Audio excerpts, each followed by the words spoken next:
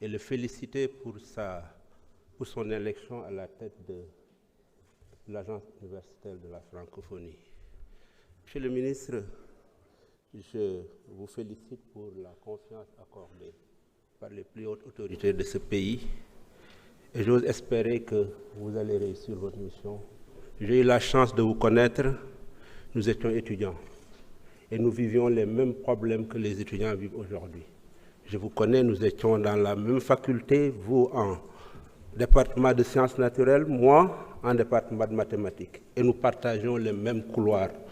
Donc, je peux dire que je vous connais et je sais que si vous avez les moyens financiers, vous allez réussir votre mission. Monsieur le ministre, permettez-moi de saluer le recteur de l'université de Bambey et le directeur du CROUS. L'université de Bambey compte 3 sites dont l'un se trouve dans la commune de Ngoundiane. Depuis 2007, cette université a été créée. En 2009, j'ai été élu maire. On a eu d'excellentes relations avec l'université, avec le professeur Lamine Gueye, avec le recteur Diaw qui vient de quitter. Je n'ai pas eu la chance de connaître l'acteur. Mais aujourd'hui, j'ai noté que les relations sont en train d'être détériorées, alors que la commune a été un partenaire de l'université. J'assiste les étudiants, j'assiste l'université. Quand il y a un manque d'eau, c'est la mairie qui est là. Quand les postes sont vidés, c'est la mairie qui est là.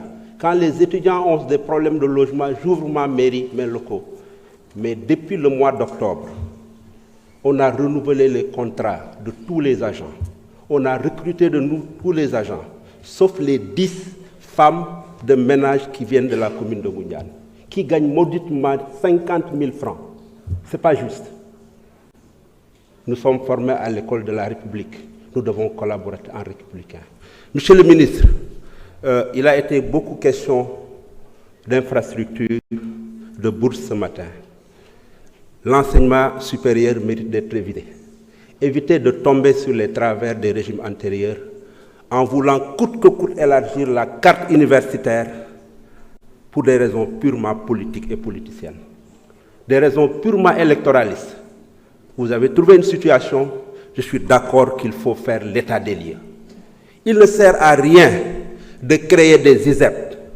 On a 9 universités publiques, 6 ISEP, 2 écoles d'ingénieurs, mais le problème n'est pas réglé. Faisons l'état des lieux de la situation actuelle. Achevons toutes les infrastructures avant de vouloir coûte que coûte satisfaire une demande politique et ouvrir des nouvelles institutions qui ne vont jamais s'achever. Ça ne règle pas le problème. La question des étudiants, des bourses, nous sommes tous d'accord qu'il faut en discuter. Mais il faut la revoir, mais il faut en discuter. Vous avez étudiants comme moi. Nous avions les mêmes formes de lutte. Au moment où l'on parle, cette question elle est beaucoup plus sérieuse. C'était un problème de retard.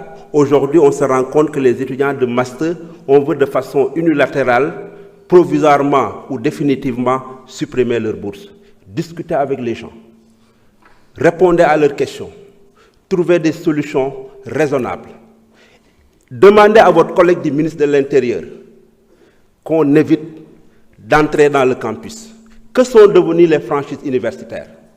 Aujourd'hui, on est en train de tirer sur les étudiants. Les autres universités de Kaolack, de Saint-Louis, sont en train de sortir.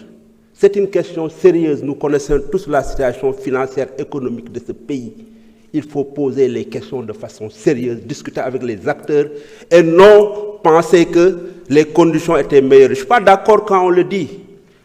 Toi et moi, nous étions dans le même couloir, vous étiez 2 dans votre chambre, nous étions 2 dans notre chambre. On était dans des conditions meilleures.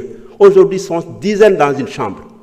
Malgré les efforts que les collectivités territoriales font, et c'est pour permettre de répondre à mon collègue, les maires qui le veulent, ils le font. Moi, en 2009, quand j'étais élu, il n'y avait aucune subvention pour les élèves de ma commune. Mais quand j'ai parcouru la nomenclature budgétaire, le ministre peut me confirmer, j'ai trouvé un compte 441, 64, 63, participation à l'officine des étudiants.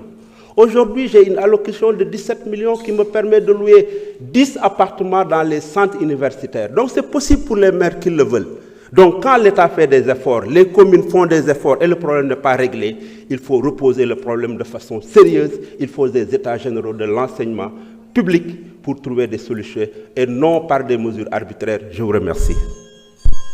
Merci. Monsieur Djumo Souare, vous avez la parole.